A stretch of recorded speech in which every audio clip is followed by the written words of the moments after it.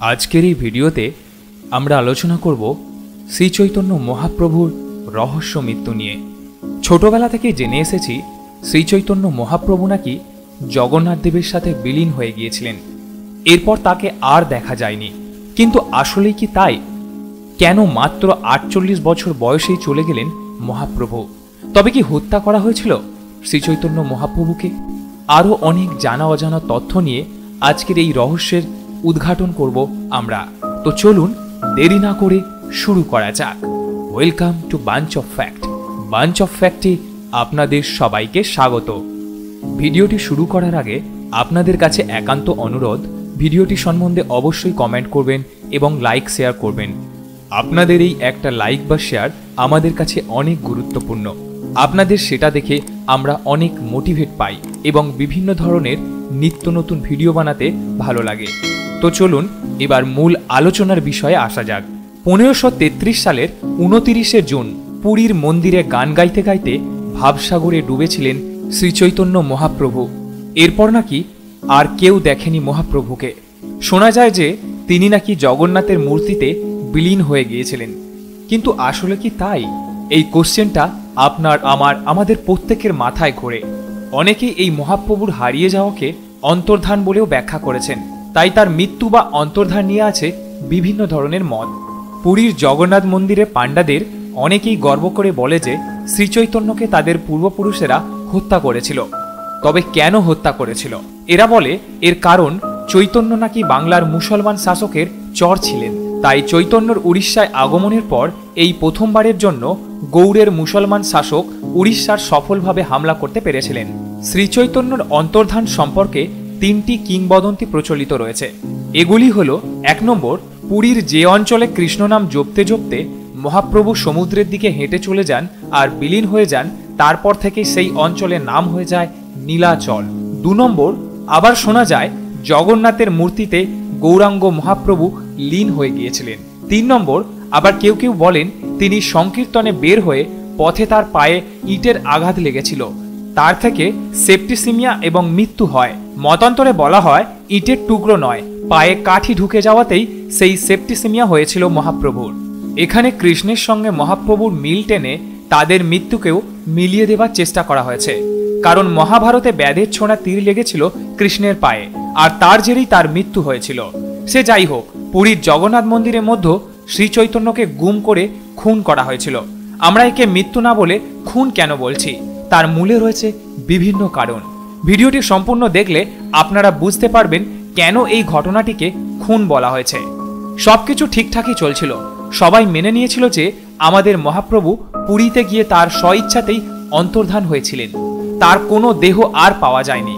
তবে ভারতের বৈষ্ণবকুল কোনোভাবে মেনে নিতে পারেনি তাদের পরম পূজনীয় মহাপ্রভুকে কেউ হত্যা করতে পারে, কারণ মহাপ্রভু ছিলেন স্বয়ং শ্রীকৃষ্ণ আর রাধারানীর মিলিত রূপ।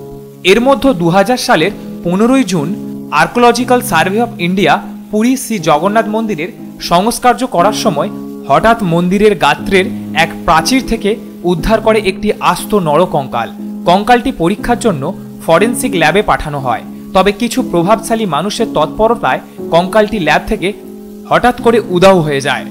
এর দৈর্ঘ্য ছিল প্রায় 6 ফুটের কাছাকাছি। তবে এটি কি মহাপ্রভুর কঙ্কাল? চারিদিকে হইচই পড়ে যায়।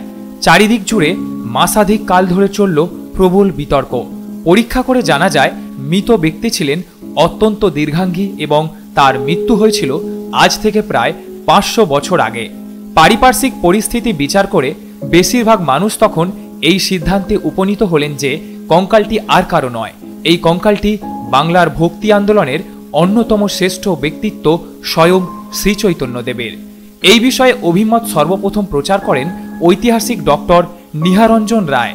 1976 সালের 5ই আগস্ট তারিখে পুরীর আনন্দময়ী আশ্রমের ডক্টর জয়দেব মুখোপাধ্যায়কে লেখা একটি চিঠিতে ডক্টর রায় লিখেছিলেন, মহাপ্রভু চৈতন্যদেবকে গুম করে খুন করা হয়েছিল পুরীতেই এবং চৈতন্যদেবের দেহের কোনো অবশেষ চিহ্ন রাখা হয়নি, এবং তা হয়নি বলে 3টি কিংবদন্তি প্রচারের প্রয়োজন হয়েছিল।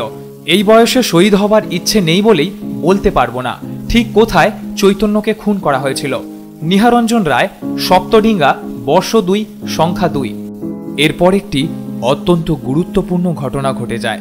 তা হল চৈতন্য গবেষক ও চৈতন্য অনুসন্ধানকারী ডক্টর জয়দেব মুখোপাধ্যায় 1995 সালের 17 এপ্রিল রহস্যজনকভাবে খুন হন। কারণ মহাপ্রভুর মৃত্যুর 462 বছর পরে তিনি প্রমাণ করতে চলেছিলেন কে বা কারা মহাপ্রভুকে গুম করে খুন করেছিলেন।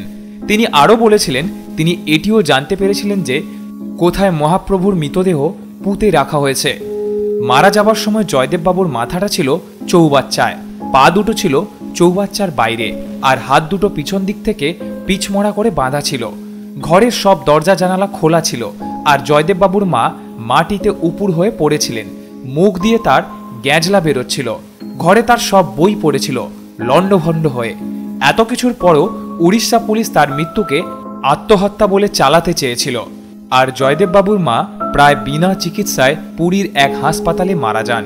এছাড়া ডক্টর দীনেশ চন্দ্র সেন তার চৈতন্য অ্যান্ড হিজ এজ গ্রন্থে লিখেছেন, অপরাপর দিনের ন্যায় বেলা 3টের সময় গুন্ডিচা মন্দিরের দরজা খোলা হয়নি। রাত্রি 8টায় পাণ্ডারা দরজা খুলে হঠাৎ বলেন যে মহাপ্রভু স্বর্গে গমন করেছেন, তার দেহের আর কোনো চিহ্ন নেই।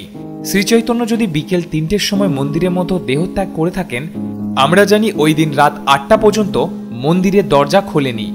এত বছরে শুধুমাত্র ওই দিন পুরীর মন্দিরের দরজা বন্ধ হয়েছিল, যেটা আজও অজানা।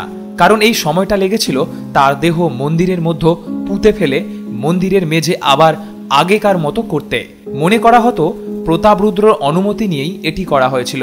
পুরীর পাণ্ডাদের মধ্যে আরেকটি কথাও প্রচলিত আছে যে জগন্নাথ দেবের থেকেও শ্রীচৈতন্য দেবের প্রতিপত্তি বৃদ্ধি হওয়ায় পাণ্ডারা তাকে গোপনে হত্যা করেছিল। শোনা যায় টোটো গোপীনাথ মন্দিরের সামনে কাঁঠাল গাছের মতো দেখতে পলং গাছের ছাওয়ায় শ্রীচৈতন্য দেবের দেহ সমাধিস্থ আছে। এই মন্দিরের সামনে একসময় মাথা করত মানুষ। বিশ্বাস হতো চৈতন্যদেবের দেহ পোতা আছে এখানে। এছাড়া বিশিষ্ট উড়িষ্যা পণ্ডিত সদাশিব রঘুরাম শর্মার স্থির বিশ্বাস, টোটো গোপীনাথ মন্দিরের উঠানের সামনে যে দুটি তুলসী মন্দির, তার মধ্যে যে মন্দিরটি প্রাচীন তার নিচে শ্রীচৈতন্যর মূর্তি প্রথিত আছে। বিশেষজ্ঞরা জানাচ্ছেন শ্রীচৈতন্যর সংস্পর্শে কলিঙ্গের রাজা প্রতাপরুদ্রই এতটা আবিষ্ট হয়ে যান যে তার উপর পুরীর পাণ্ডাদের প্রভাব কমে আসে। আর এতে অনেকেই ঈর্ষান্বিত হয়ে পড়েছিল। রাজা শ্রীচৈতন্যকে দেবতা জ্ঞানে মান্য করতেন। শ্রীচৈতন্য রাজাকে অনুরোধ করে নিচু জাতের লোকেদের বিভিন্ন ক্ষমতা অর্পণ করেছিলেন, যেমন মন্দিরে ঢোকার, রথের দড়ি টানা ইত্যাদি। তিনি বলেন প্রভু জগন্নাথ তো তাদেরই দেবতা। এতেই ক্ষিপ্ত হয়ে ওঠেন মন্দিরের পাণ্ডারা। মহাপ্রভুর মহিমায় রাজা ক্রমশ যুদ্ধবিরোধী হয়ে পড়ায় যুদ্ধের সরঞ্জাম বিক্রেতারা অসুবিধায় পড়েছিল। যারা গুপ্ত হত্যা করেছিল তারা মনে করত চৈতন্যদেবের প্রভাবে ধর্মমুখী হয়ে রাজা প্রতাপরুদ্রদেব বা মন্ত্রী রামানন্দ রাজকার্যে অবহেলা করছেন। এই সুযোগে বিজয়নগরের রাজা ও গৌড়ের সুলতানরা বারবার কলিঙ্গ আক্রমণ করে। এতেই ক্ষিপ্ত হয়ে ওঠেন মন্ত্রীরা ও মন্দিরের পাণ্ডারা।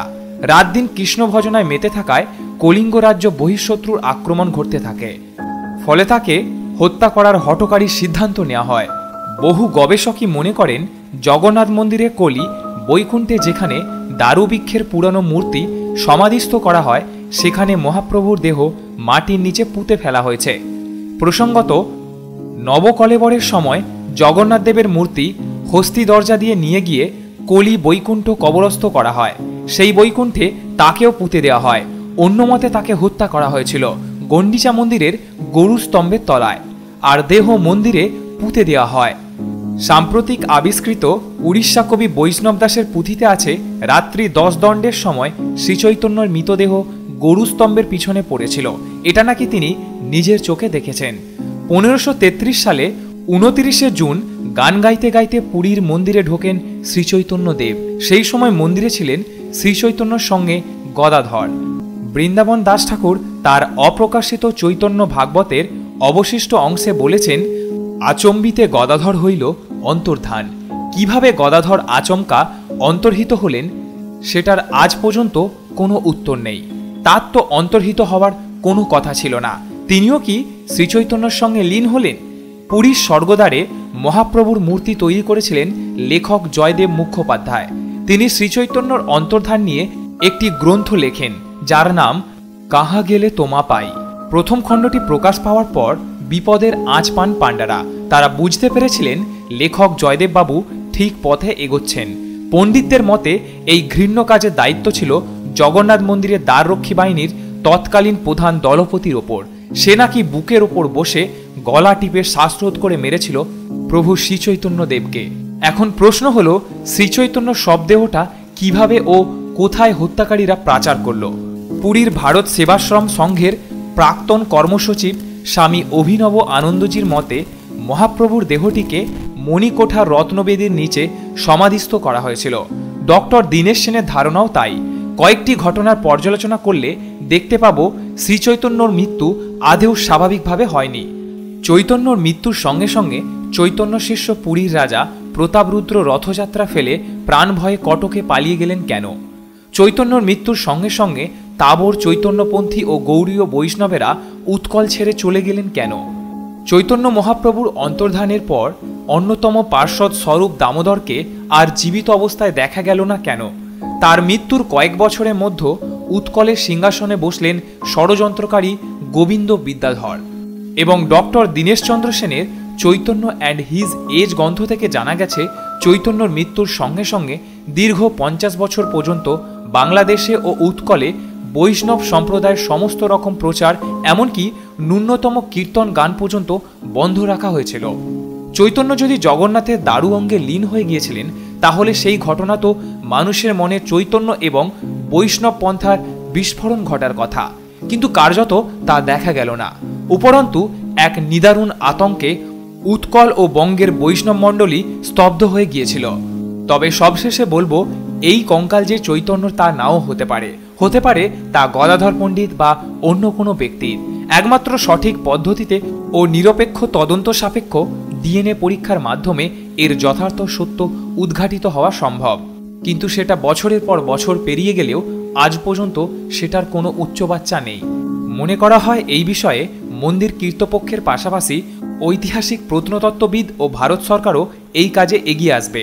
তবে এই বিষয়ে আপনাদের কি মতামত সেটা অবশ্যই কমেন্ট বক্সে জানাবেন।